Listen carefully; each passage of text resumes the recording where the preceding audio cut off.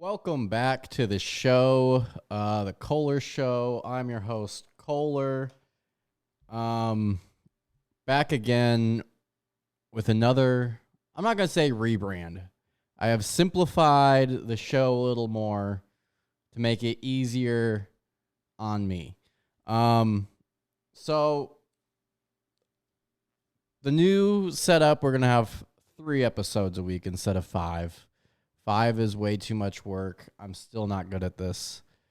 And the editing and just the content overall, I think, will be better with 3 episodes instead of 5, more condensed. So that's what we're going to do. We're going to do just a news stories of the week, a Q&A, advice segment on one day, and then I'll do a sports episode once a week. Today is December 6th, almost done with 2022, almost to Christmas for those who care about Christmas. Some people wait all year for Christmas to listen to that awful music and open up the presents under the tree. Somebody who won't be opening up, yeah. So, let's do somebody who will be opening up some presents under the tree this year. Probably with a big payday. Casey Anthony, somebody who will not be opening up presents this year. Kaylee Anthony. Casey Anthony back in the news this past couple of weeks. She came out with her tell-all documentary docu-series on Peacock labeled Where the Truth Lies, which I thought was a fitting name for the documentary, being the amount of lies in the documentary. Casey Anthony decided to come back, and Peacock decided to,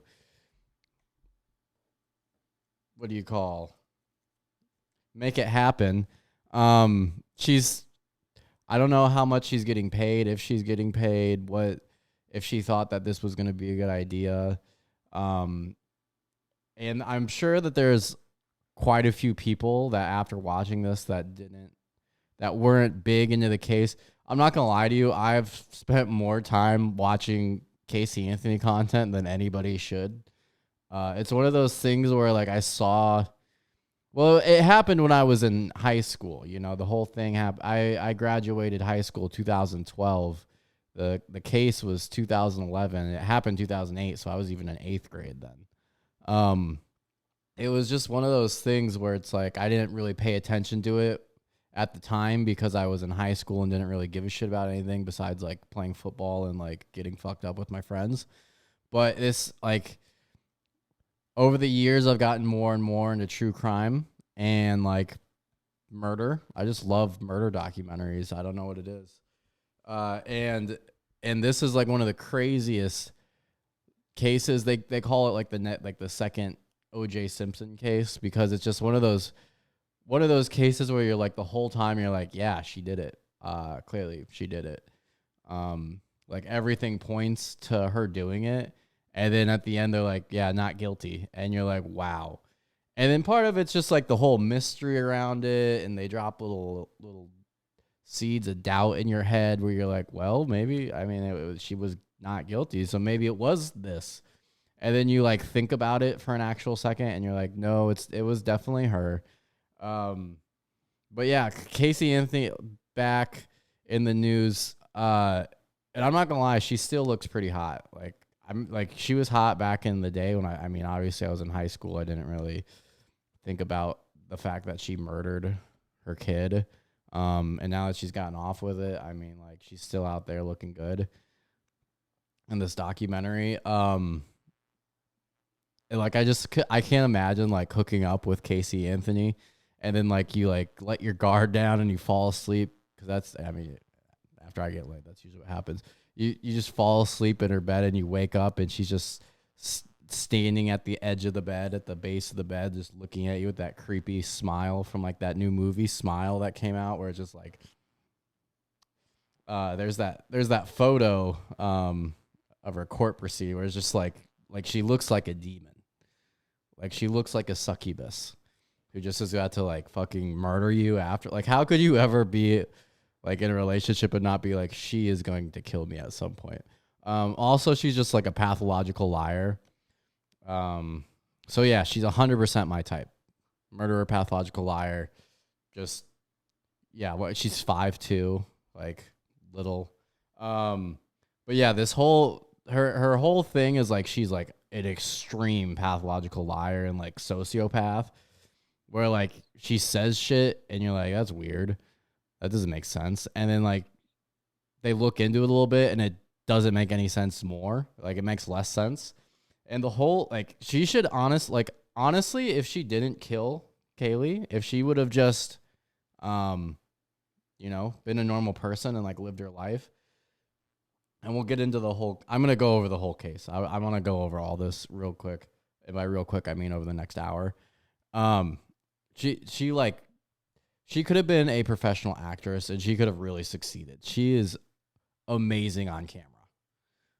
I don't know if I wouldn't have been able to get away with the crime because I wouldn't be as good on camera as she would be. I mean, she's just phenomenal. In some of these interviews where she's like, crying and like, telling these like stories that are clearly fibs. And we'll get into why I think those are fibs here in a minute, but like just so many lies. And the acting's pretty good where you're like, if this was like a mockumentary, you'd be like, yes, I believe her. Like if this was a crime TV show and not based in fact, you'd be like, wow, like there are points in this film, in this documentary, where I was actually watching and I was like, maybe it was her dad, like there's points where like they trick you in the documentary, which is why I could see people that haven't like paid attention to the case or don't know all the facts or like haven't gone real deep into it or like watched anything on it, where they would be like, well, she look at all, and it's kind of all built and like perfectly catered to this new like Me Too movement, fight the patriarchy kind of, in my opinion, like it's perfectly built to be that like this is her fighting against the patriarchy that like framed her for this murder that she didn't commit of her daughter, and like she's the victim and her like awful pedophile dad is the real conspirator here who like did this. And like there's like it really like there were points where I was like, this guy's an asshole. But and like he does do some like sketchy stuff and some creepy stuff. And they really like feed into the fact that he was like a homicide detective for 10 years, which so he would know everything about how to cover it up. But the facts of the case just don't really add up for her. So let's get into that. So I have the timeline here pulled up. So June 15th. This is the last time her mom, Casey's mom, Cindy Anthony, sees Kaylee alive. And they're swimming in the pool. She says that she takes the ladder off of it's an above ground pool because they're Florida white trash. It's an above ground pool, so she takes the ladder off the above ground pool June 15th, puts it to the side when she takes Kaylee out of the pool. The next morning, Cindy's off to work, which leaves Casey, Kaylee, and George at the home. So now, June 16th, here's what was presented at the case was George leaves for work at around 2:45, 2:50 to go to work, to be there by 3. This was the last time Kaylee's seen alive. And after this, like, Casey kind of disappears and says, like, yeah, I'm going to go stay with my boyfriend. Now, what Casey says in this documentary is that she was asleep with Kaylee at 9 a.m. And the door was closed. She says she thinks it was locked. She's not 100% sure, though. The door was closed. She was asleep. Kaylee was there next to her. She, for some reason, makes it a point of emphasis that she is a light sleeper, which I think is to imply that she was maybe drugged, which I don't know how you are drugged mid-sleep. Anyways, maybe that's the chloroform. I don't know. She says that she's a light sleeper, so she would know if anybody came in the room. She says that Kaylee, the 3-year-old girl, would notify her if she was to leave the room for anything because she was mature like that. But she wakes up and Kaylee's not there. So she's like, Kaylee's not there. Her dad's now in the room shaking her. Where's Kaylee? We need to find Kaylee. What are you doing? And she's like, I'm asleep. Sleeping. Kaylee was here sleeping with me. Where did she go? So they're looking around the house. Casey's looking around for however many time. And then she goes out in the backyard, and then there's her dad, George, with Kaylee, and she's wet and, like, hands her to Casey and says, look what you did. Why did you do this? It's all your fault. And she says she's just holding Kaylee's lifeless body, and she's like, yeah, I don't know what's wrong with her, implying that she's dead. And so George takes her, says he's going to handle it, and that Kaylee's going to be okay, and that she just needs to go and, like, leave for a month and just go live with her boyfriend. So Casey does that. And that's per case. This is what Casey says now. This was Casey's story now, is that's what happened. Yeah. Here's what happened during the case. 7 a.m. Cindy leaves. 7:52 activity from Casey's password protected account on MySpace and research for shot girl costumes. 7:56 Casey's AIM, that's fun, AOL Messenger account was used. 12:50 p.m. According to George, Kaylee departed with Casey by car around 12:50 with backpacks on their shoulders. Note, George also testified that Casey and Kaylee left the house at 12:50. There's further computer activity on the home associated with Casey's account, and her cell phone pings do not leave the area until 4:11. So that's kind of sketchy. Casey's associated with activity associated with Casey's AIM, MySpace, and Facebook accounts at 1:39 on the home computer. Casey calls her friend at 1:44, 2:21 that call ends, 2:30 George says that he left to go to work. So 2:30, not 2:45, 2:50. So there's an extra 15 minutes there. 2:49 Casey's cell phone connects with the tower nearest to the home, and the Anthony family desktop computer is activated by someone using a password-protected account that Casey used. Now, she does claim that everybody had these passwords to their account. I don't know why you would have them then. But, yeah, she's saying that George did this, but not her. That's what she says. This is what was used in the court case. 251, Google search is made for the term foolproof suffocation. Suffocation misspelled. User clicks the article, proof suicide website that promotes foolproof ways to die.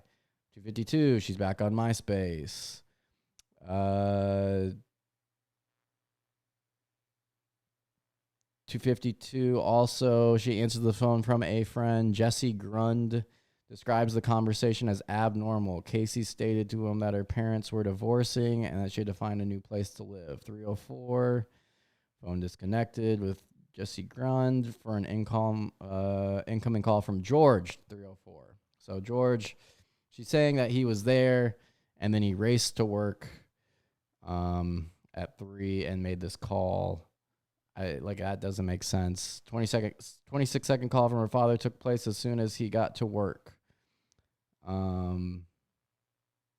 She says that he took care of everything, telling her that the disposed of the body and warning her not to tell her mother.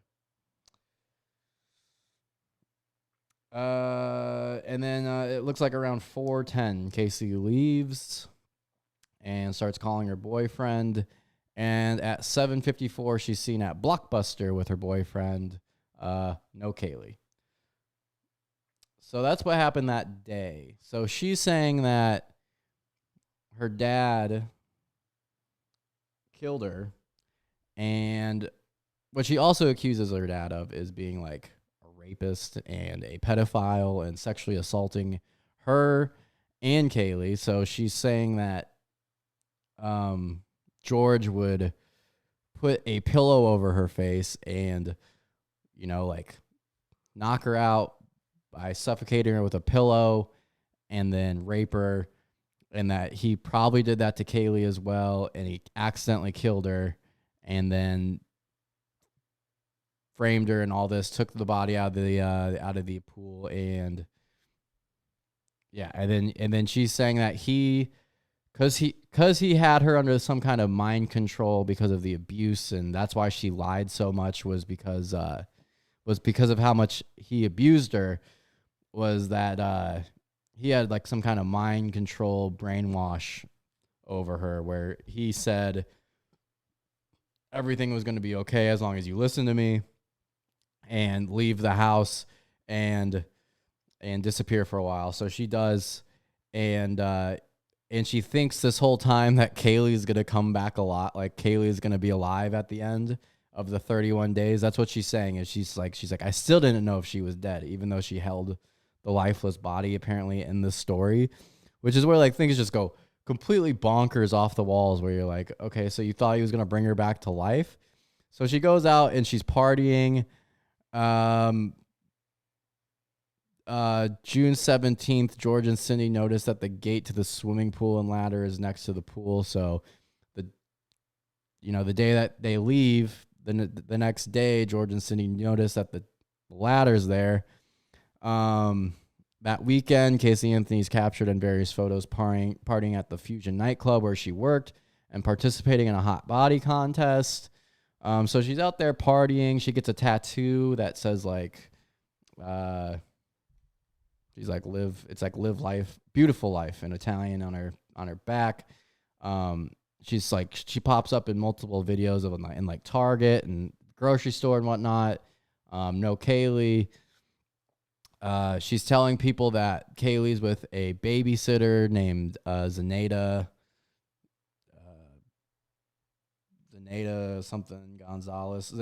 Fernandez Gonzalez, that she's referring to as Zanny, the nanny. Turns out that nanny did not exist. It wasn't even really like a real person. There was like a lady named that because it's just like a very, standard, just like Hispanic name. And there was a lady named that, but that had never met Casey or anything. So she's like telling people that Zanny has her. She's telling people that she's like communicating with, and like she's going and visiting her parents and like saying, oh yeah, like she's at the nanny's house. And that she's like, seeing her. It looks like, so yeah, June 16th, they go missing. June 23rd, somebody testifies that he helped Casey break into the shed at the parents' home to get gas cans for her car. So she's going back to her parents' house and like saying, oh yeah, she was the nanny. George reports the gas cans missing. Then Casey's like, here's your fucking gas cans, gives them back. Like, she's very just, like hot girl, white trash, probably was given very loose parenting growing up. And she's kind of like a bitch because she's hot, is what it sounds like. And she's kind of like a sociopath. So she kind of just feeds off of that. June 30th, her car is towed from a parking lot that she left. She left her car in the parking lot for several days. Her purse and child car seat are found in the car's back seat. So she left her purse, Kaylee's car seat in there. This is June 30th. July 2nd, she gets a tattoo. So this is like fucking, what was that, like 3 days later? And then the car actually belonged to George. So he gets a call saying like, "Hey, we have your car in the impound yard." George George goes to pick up the car from the impound yard on July 15th. Now, being a homicide detective for 10 years, he knows what the smell of a dead body's like. So he's like getting it from the impound yard. Him and the impound yard worker were like, "This kind of smells like funky," and he's like, "It kind of smells like a dead body." They're inspecting the car. They find a bag full of trash in it. They were like, "Hey, this car smells like a dead body. I just picked it up. There's like trash in the back. Your purse is here. We haven't seen Kaylee in like a month. She just keeps saying she's with the nanny." And so Casey comes home and she's like, "Yeah, I think the nanny might have kidnapped her." So they haven't seen her for 31 days, and she's like, "Yeah, I think the nanny kidnapped her." And there's this phone call that everybody that's listened to this case has heard, and it's Cindy Anthony, Casey's mom, just like so scared, and she's like, "Yeah, my granddaughter's been missing for 31 days. My daughter hasn't done anything about it. She says she's with the nanny. The car smells like a dead body." And then Casey gets on the phone and she's just like very not worried. And she's like, "Yeah, the nanny has her." So the cops come. They're like, "Where's the kid?" They go through this whole rigmarole with her where Casey tells them that she works at Universal Studios. She tells them about the nanny. She tells them where the nanny lives.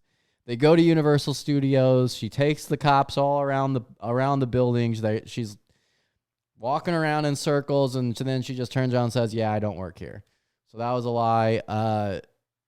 She takes them to the apartment complex where this nanny lives, which is also where her best friend lives. And she's like, "Yeah, the nanny doesn't live here." So that was a lie.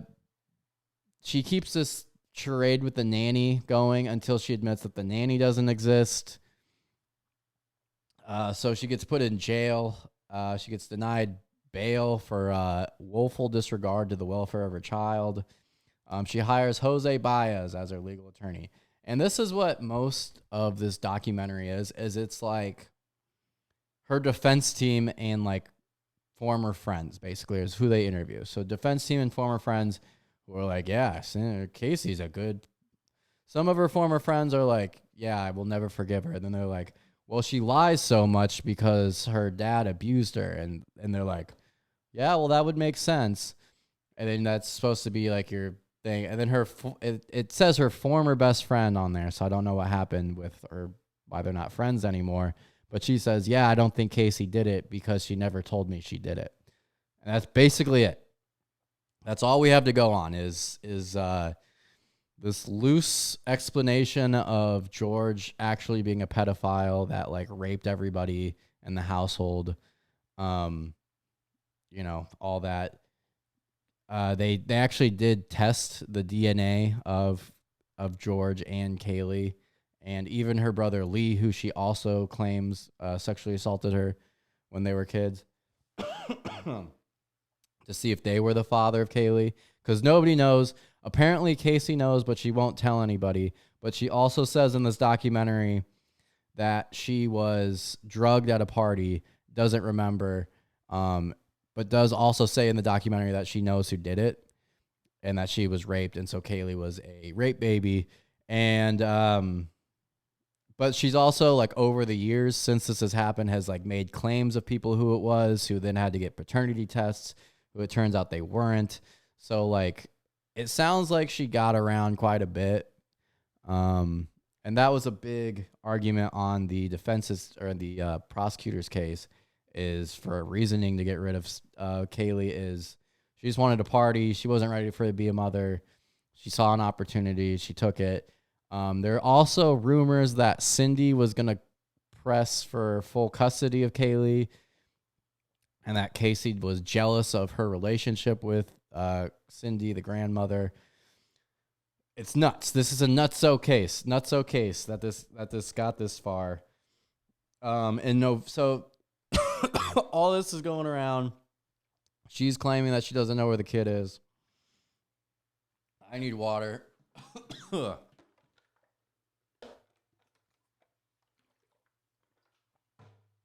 right. Yeah, she's claiming she doesn't know where the kid is. What the defense comes up with is, well, let's skip ahead to where the body's found. So the body is found in November. There was other like strange things, like George left and got fucked up and went to a motel and like apparently was going to commit suicide, or a suicide note, like apologizing. They have all this. There's somebody that reports. So the body's found in like the woods. So the body's found in the woods in a bag that's duct taped, and she's wrapped in a blanket, and the body is decomposed, which is similar to how the family would bury pets, apparently. Now the body was found in the woods where Kaylee and her friends used to hang out. Casey and her friends used to hang out. Sorry, the names are very similar. The whole family refuses to take a lie detector test. Sorry.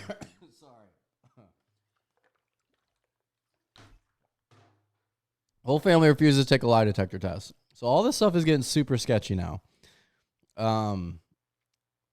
Casey's like brought up on check fraud charges because she stole her friend's checkbook and was using fraudulent checks. All this stuff is coming out. People are trying to find, like, somebody calls and says that they found the body, and the cops just kind of ignore it. And then like a couple months later, they find it.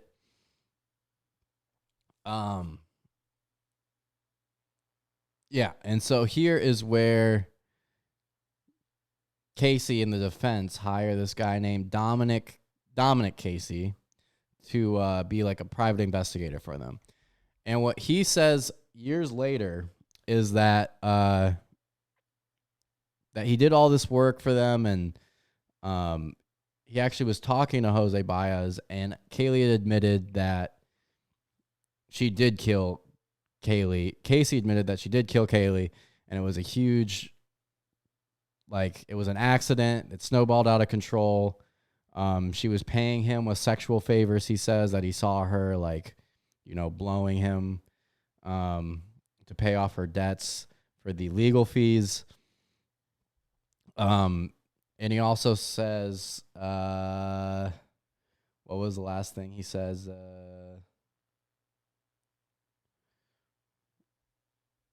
Anyways, off the top of my head, I can't.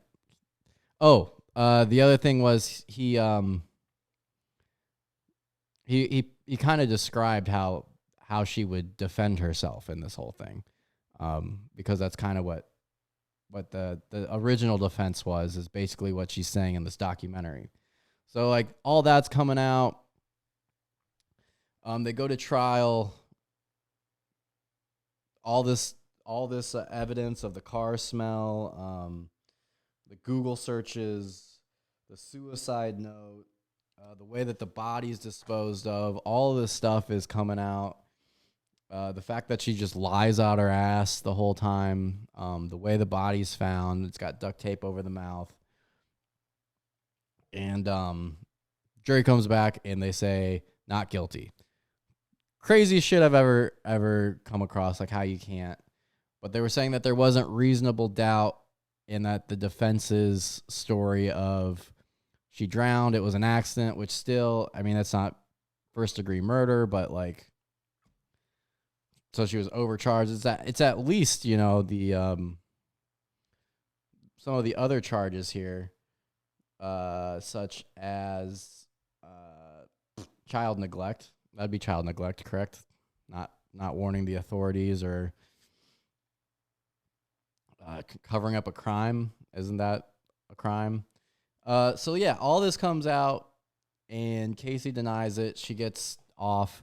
She goes and she lives with her basically members of her defense team for the next couple years, and she's living in Florida. And she comes out with this documentary, and it's going to be interesting to see where everything goes from here, because you already know that there's people now that are going to try and defend her. It seems like largely people aren't. Like, just for instance, on Reddit, like, people are like, people making fun of her for blaming her dad for everything. The 31 days thing in between, like, she disappeared and all this. It's just, she's a serial liar. And yeah, so this documentary comes out, and it's nuts, because it's just all this stuff in this case comes back up, and I don't know if she thought she was gonna get out of it, but I don't know who would believe that stuff, but yeah, that's what she said. She said that and she was also bringing up videos from the memorial, that when her dad was speaking, and he did say some weird stuff about Kaylee's sweat. Anyways, he weirdly put stuff. He was kind of a weird guy. I don't know if he was actually involved in it. I don't think he would be, because he got the butt end of it if he did. And it's hard to believe that a 10-year homicide detective would know that it was an accident, and then try and cover it up, make it look like a murder, have his daughter go through the death penalty trial, and then she somehow gets off. I don't know why he would do that. It doesn't make a whole lot of sense. But yeah, according to her story, it was because he raped her. But I don't know. So yeah, Casey Anthony's back in. So yeah, Casey Anthony back in the news. The other thing that's dominating the news right now is going to be Kanye West. So Kanye West, as you can see here, I have a Kanye West tweet here in my background. And I've always been a fan of Kanye's music and some of the things he's said, but he is mentally ill. And he goes on Alex Jones' podcast, and he says some crazy shit. And he's like saying like he likes Hitler, and like he's making fun of Netanyahu, and I don't even know a whole lot about the guy, but like he has like a little net and a Yahoo, and he's like making this little. He's like, hey everybody, I'm Mr. Netty, and like he comes off as crazy as you can come off. And I'll give it to the guy. He's good at marketing. He ends up in the news somehow, some way. Now it's not good press, per se, but people are talking about him as he's running for president. I mean, is anybody else that's running for president? I mean, he had dinner with Trump, and he comes out the main talking point.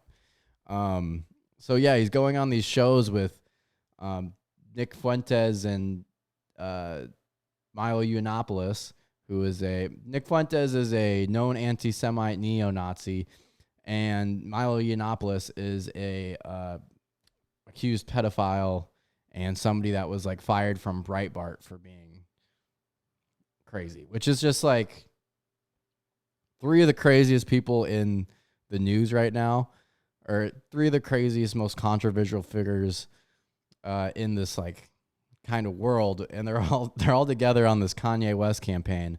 I'm sure he'll hire Casey Anthony to be the head of the Child Protective Services, and Liver King to be the Attorney General. But yeah, he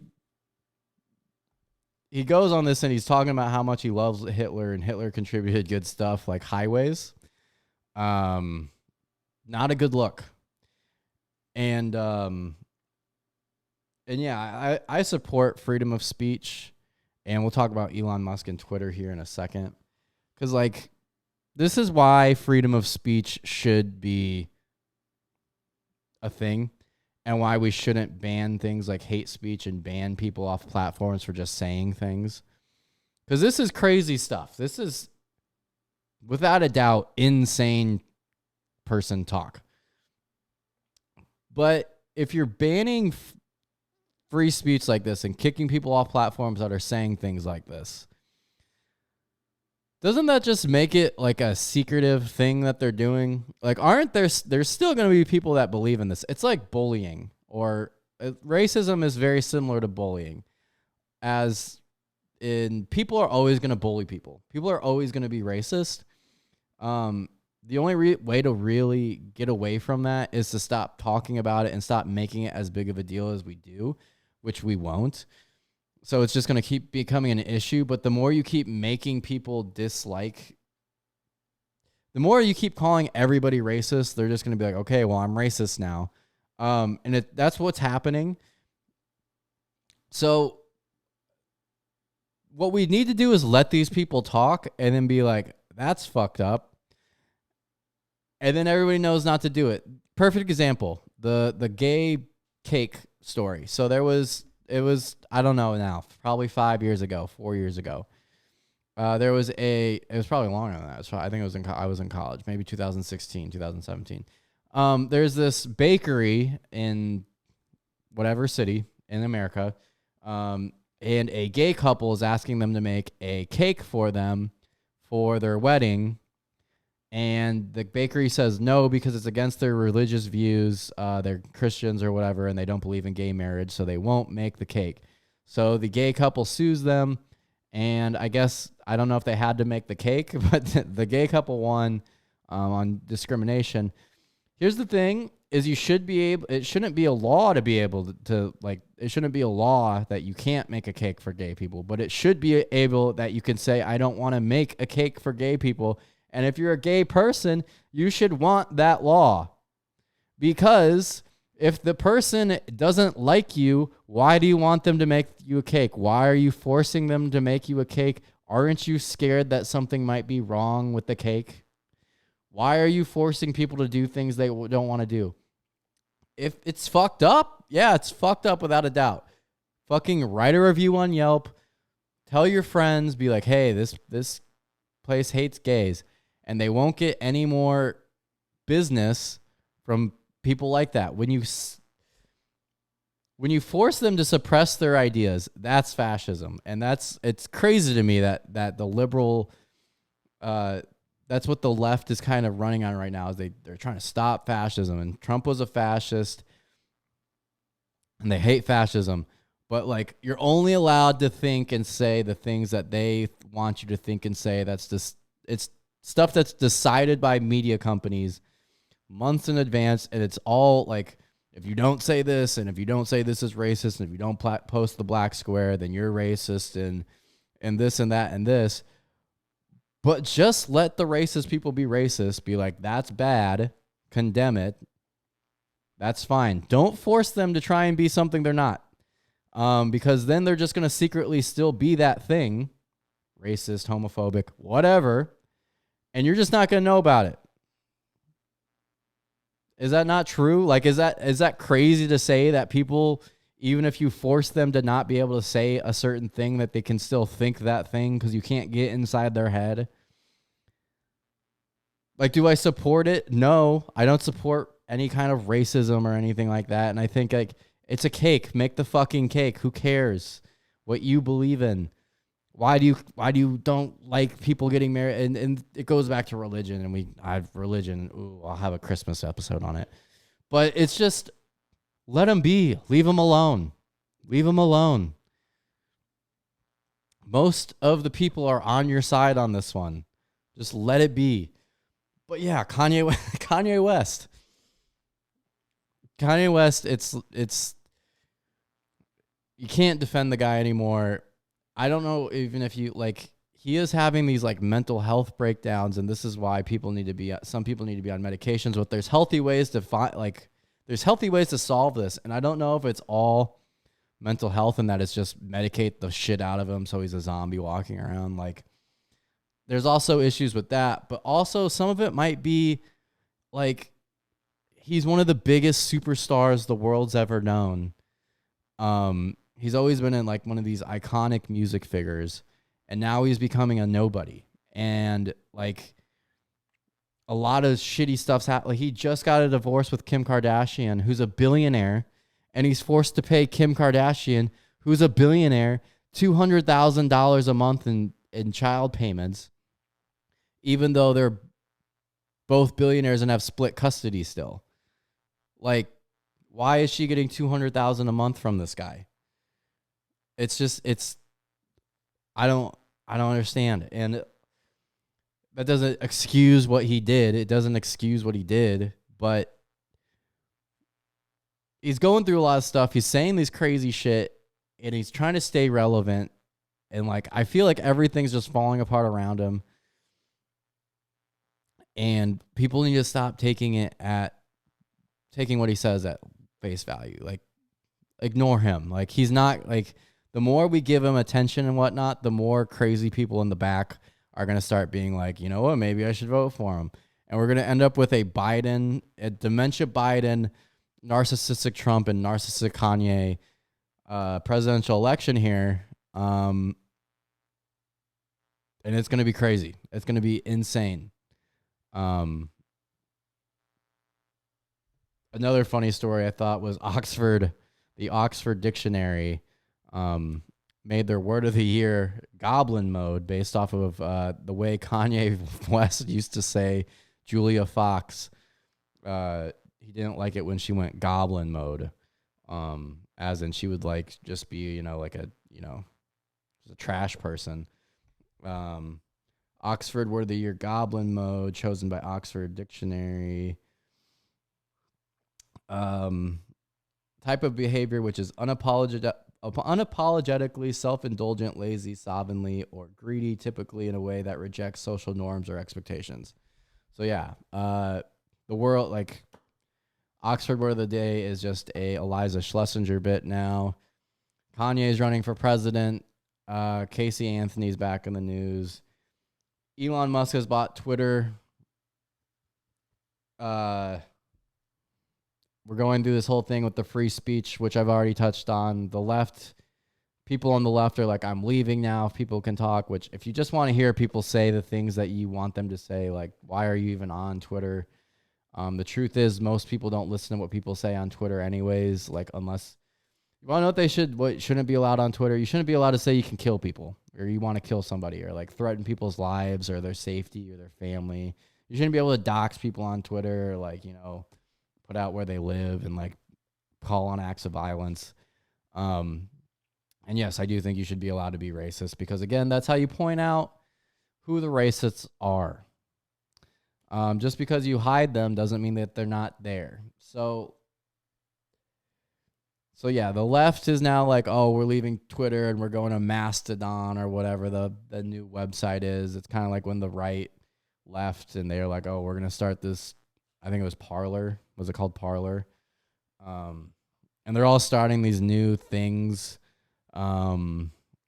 because Twitter is supposed to be the town square, but they're all starting their own town squares. So there's all these town squares where people are just saying the same shit to each other, and then there's trolls that are stirring things up. Yeah, like my uncle threw away all of his Apple products, he said, because I guess Apple might not let Twitter be downloaded on their app store. It's just, everything's ridiculously crazy right now. Yeah, I don't like, it's just, everybody's making fun of Elon Musk because people are quitting and he's firing people and like things aren't going. And it's like, give him like a year at least, like he took this thing over like a couple of weeks ago and like fired almost everybody. And people are making fun of him and whatnot. And I believe he'll get it sorted out and it'll be something. But again, it's just a platform. All Twitter is Facebook comments or Instagram comments. It's just people saying like streams of thought that really mean nothing. Why do you care about what's on Twitter and what's not? It really doesn't matter. I don't understand. I've never understood it. I've been on and off of Twitter since I was 16. So going on 12 years now. It's I don't it's you go on there and whatever pops in your head, I guess you just tweet it out, and then usually nobody even really listens to you. And it's just people like saying crazy, insane shit that you're like, nobody believes this. Um, yeah, it's just I don't understand where this is going, and I don't understand what people are doing here. Everybody's making such a big issue of everything, and it feels like nothing's that big of an issue at all. So, with that being said, sorry that I drug on so long with Casey Anthony. I'm trying to get better at this. Crazy world we live in. I should be back tomorrow. But yeah, I'm Kohler. This is the Kohler.